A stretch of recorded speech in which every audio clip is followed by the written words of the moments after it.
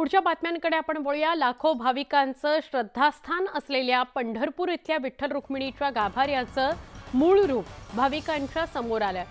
यानंतर आता विठ्ठल रुक्मिणी मंदिरामध्ये तळघर सापडलंय। हनुमान दरवाजा खाली हे तळघर सापडलेलं आहे। पुरातत्व विभागाच्या अधिकाऱ्यांनी तळघरातून काही मूर्ती बाहेर काढलेल्या आहेत। यामध्ये चतुर्भुज मूर्ती अधिकाऱ्यांनी बाहेर काढली। त्यावर आता हीच आहे का विठ्ठलाची मूळ मूर्ती अशी चर्चा भाविकांमध्ये रंगली आहे। आक्रमकांच्या भीतीने विठ्ठलाची मूर्ती तळघरात लपवून तर ठेवण्यात आली नव्हती ना अशी चर्चा भाविकांमध्ये रंगली आहे।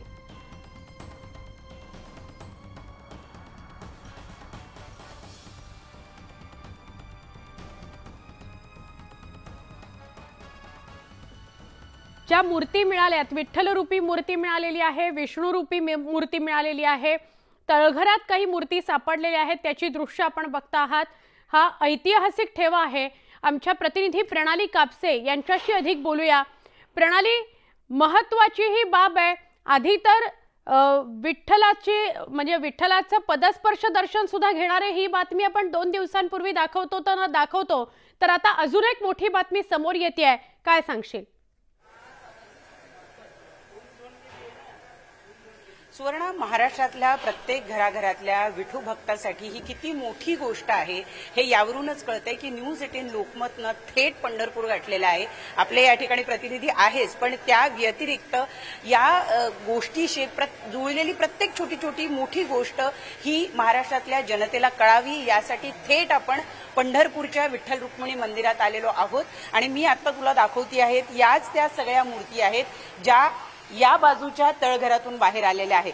अतिशय छोटं हे तळघर जरी असलं तरी या सगळ्या मोठ्या मूर्ती या तळघरातून बाहेर काढण्यात आलेल्या आहेत। किती जिकिरीचं असेल या मूर्ती आतमध्ये ठेवणं, कारण ते काढणं सुद्धा तेवढं जिकिरीचं होतं, पण ते काम आपल्या पुरातत्व विभागाचे जे अधिकारी कर्मचारी या ठिकाणी काम करतायत त्यांनी अक्षरशः पेललेलं आहे। आणि आपण पाहतोय की हा जो पुरातन ठेवा आहे तो आता सगळा लोकांसमोर येणार आहे। याच्यातून अनेक रहस्य, अनेक गूढ, अनेक गोष्टी बाहेर येणार आहेत। कदाचित या मंदिराचा जो इतिहास आहे तो त्यात काही बदल करावे लागू शकतात, तो कुठेतरी नव्यानं कदाचित लिहावा लागू शकतो। असे काही गोष्टी, अशा काही पुरावे या सगळ्या मूर्तींच्या संशोधनानंतर बाहेर येऊ शकतात। आणि याच त्या मूर्ती आहे, ही आपण बघतो आहोत। ही मूर्ती सुद्धा चतुर्भुज मूर्ती आहे, म्हणजे विष्णू अवताराची ही मूर्ती असावी असं आपण इथे म्हणू शकतो। दुसरी ही मूर्ती आहे, म्हणजे ही मूर्ती जरा जास्त जुनी, जास्त पुरातन दिसते। त्यानंतर ही बाजूची जी मूर्ती आहे ही सुद्धा आपण पाहतो आहोत। एक साधारण 3.5-4 फुटाच्या या सगळ्या मूर्ती आहेत। ही मूर्ती जी आहे ती स्त्री देवतेची मूर्ती आहे। या व्यतिरिक्त आणखी काही छोट्या मूर्ती सुद्धा या ठिकाणी आपल्याला सापडलेल्या आहेत। वीरेंद्र उत्पात जे आपले पंढरपूरचे प्रतिनिधी, आपण त्यांच्याकडनं जाणून घेणार आहोत, कारण ते पंढरपूरचे रहिवासी सुद्धा आहेत आणि त्यांच्यासाठी ही गोष्ट किती मोठी आहे, किती आनंदाची आहे आणि त्याचबरोबर अनेक रहस्य उलगडणारी सुद्धा आहे। खरं तर मुळातच मंदिराचं हे नवीन रूप तू पहिल्यांदाच पाहत असेल कदाचित, आणि त्यानंतर आता हा ठेवा सापडणं किती मोठी गोष्ट आहे ही। ऐकून होतो लहानपणापासून की पंढरपूरच्या मंदिरामध्ये अशा काही गोष्टी आहेत त्या आता प्रत्यक्षात उलगडीस आलेल्या आहेत। या ज्या मूर्ती आहेत या निघालेल्या, यातील जी आहे ही विष्णूची जी मूर्ती आहे त्याच्यात चिन्ह आहेत विष्णूची, पण चतुर्भुज नाहीये। शंखचक्र गदा आहे आणि 2 स्त्री देवता आहेत। त्या 2 स्त्री देवता आहे। आणि ही जी मूर्ती आहे ती व्यंकटेशाची आहे, कारण बालाजीचा जो एक हात नेहमी आपल्याला दिसतो, ज्याप्रमाणे आशीर्वाद किंवा हे देताना ते दिसत आहे, आणि ती महिषासूर मर्दिनीची मूर्ती आहे।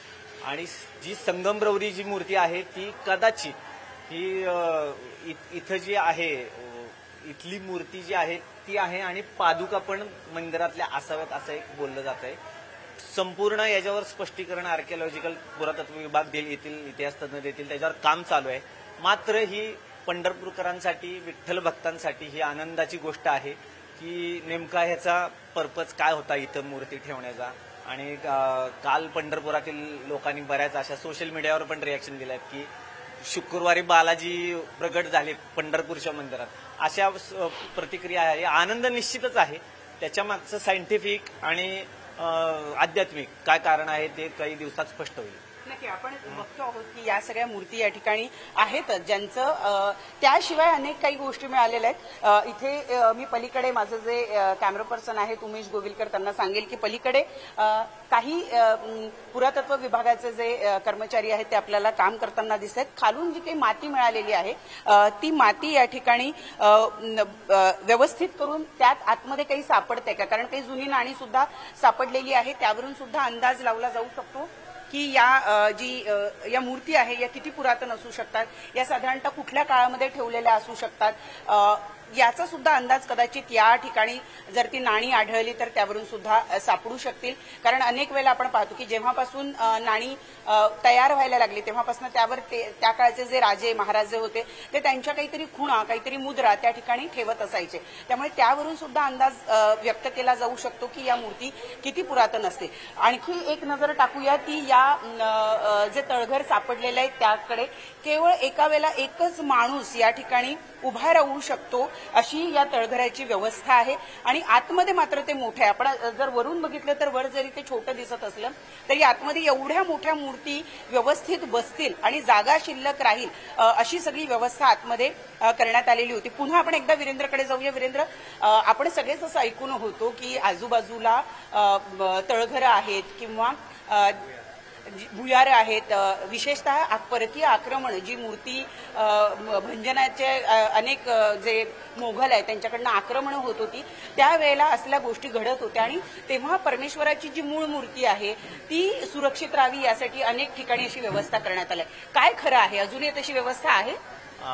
निश्चितच त्याची नोंद इतिहासामध्ये आहे की अफजल खानाची स्वारी किंवा औरंगजेबाची स्वारीच्या वेळेस पांडुरंगाची मूर्ती सूर्याजी पाटील जे देगावचे आहेत त्यांच्या विहिरीमध्ये ठेवलेली होती आणि तिथं नित्योपचार चालू होते असा इतिहास आहे.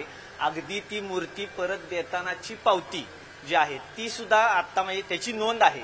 आणि तसंच इथले परंपरेने जे पुजारी आहेत बडवे उत्पाद सेवेदारी त्यांच्या घरातूनही अशा पद्धतीने गुप्तपणे मंदिरामध्ये येत होते लोक आणि ते त्यांचं काम चोखपणे बजावत होते. कारण काळच तो तसा होता की त्यांना त्यांचं जे अध्यात्म आहे ते टिकवून ठेवायचं होतं. त्यामुळं त्यांनी त्या काळातली ही जी आहे ती रिस्क घेतलेली होती आणि भुयार होती. स्वतः श्री प्रल्हाद महाराज बडवे जे तुकाराम महाराजांचे समकालीन आहेत आणि ज्यांना शिवराज्याभिषेकाला सुद्धा बोलवलं होतं ते विठ्ठलाला भेटायला येत होते आणि गुप्तपणे ज्या काळात जे आक्रमण चालू होती त्या काळात ते येत होते अशी नोंद आहे.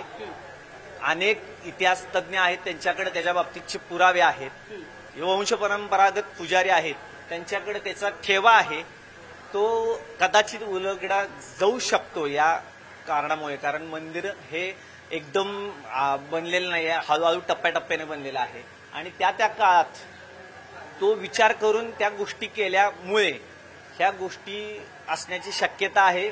आणि त्यातून अनेक प्रश्न सुद्धा काही वेगवेगळे, म्हणजे मी जसं म्हणाले की या मूर्ती किती जुन्या आहेत, या कुणी ठेवलेल्या असाव्या, या ठेवण्यामागची कारणं काय आहेत. कारण पांडुरंगाची मूर्ती जी आपण मूळ मूर्ती म्हणतो, जी मूर्ती तिचं संरक्षण व्हावं यासाठी जर लांब नेऊन ठेवण्यात आलेली होती, मग या मूर्ती या तळघरामध्ये कोणी ठेवल्या असतील, त्याच्या मागचा उद्देश काय होता. या पांडुरंगाचं हे जे मंदिर आहे याच्या बरोबर अनेक छोटी छोटी मंदिरं आहेत, त्या मंदिरांमध्ये सुद्धा वेगवेगळ्या देवतांच्या मूर्ती आहेत. तर असं असताना केवळ याच 2-3 देवतांच्या मूर्ती या ठिकाणी कशा काय ठेवल्या गेल्या असतील आणि या मूर्ती जर इथे ठेवण्यात आलेल्या होत्या तर मग पांडुरंगाची मूर्ती जी आहे ती एवढ्या लांब का नेऊन ठेवण्यात आली होती. याच्या मागे एखादा गनिमी कावा तर नव्हता, म्हणजे जेणेकरून जेव्हा शत्रू किंवा मोगल जे आहे ते मंदिरावर आक्रमण करतील त्यावेळेला त्यांना जेव्हा पांडुरंगाची मूर्ती सापडणार नाही तर ते सगळ्यात आधी मंदिराचा आजूबाजूचा परिसर शोधतील आणि त्या ठिकाणी जर त्यांना तळघरामध्ये या मूर्ती आढळल्या तर ते कदाचित या मूर्ती ज्या आहे त्यांची नासधूस करतील आणि त्यांना असं वाटेल की एक प्रकारे आपण पांडुरंगाच्याच मूर्तीचा नाश केलाय आणि ते तिथून परतून जातील. हा एक गनिमी कावा तर त्यामागे नव्हता ना. वेगवेगळ्या गोष्टी या ठिकाणी पुढे येत आहेत. जसं काही जणांचा असा सुद्धा मुद्दा आहे की बहुतेक जे विष्णू मंदिरं असतात त्याच्यामध्ये तळघर किंवा खाली खोलगट भागामध्ये कधीही गाभारे किंवा कधीही मूर्ती आढळून येत नाही. परंतु महादेवाची जी काही मंदिर आहे ती आपण बघितलं तर आपल्याला वर चढत जाऊन नंतर गर्भगृह असतो किंवा खाली महादेवाच्या पिंडी ठेवलेल्या असतात.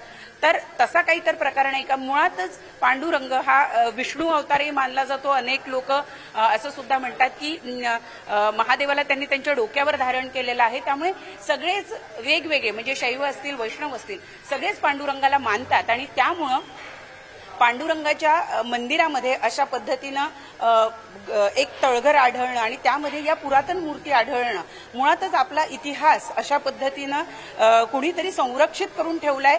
जो एक मोठा खजिना आपल्याला या निमित्तानं मिळालाय असं आपल्याला या ठिकाणी म्हणता येईल. सुवर्णा, आणि सगळ्यात महत्वाचं या अतिशय पुरातन मूर्ती आहेत आणि त्यामुळं आता या सगळ्या मूर्तींवरून एक अंदाज लावला जाऊ शकतो की हे जे मंदिर आहे हे किती जुनं असावं, पांडुरंगाची जी मूर्ती आहे ती किती जुनी असावी. कारण केवळ जे संत साहित्य आहे त्याच्यामध्ये आपण या मंदिराचा उल्लेख आढळून येतो आपल्याला. कारण लिखित दस्तऐवज करायला सुरुवात 15व्या शतकापासून साधारणपणे झालेली आहे. या मूर्ती त्याहीपेक्षा जुन्या असू शकतात अशी शक्यता वर्तवली जाते. परंतु याबाबतचे खुलासे येत्या काळामध्ये हळूहळू होतील. कारण आता या किती जुन्या आहेत, कुठल्या काळातला आहे, कुठला दगडामध्ये त्या कोरलेल्या आहेत, अशा अनेक गोष्टींचे उलगडे टप्प्याटप्प्यानं होणार आहेत. सुवर्णा, नक्की आभार. थेट पंढरपुरातून तू सविस्तर माहिती दिलीस. वीरेंद्र आणि प्रणाली, आपले खूप खूप आभार.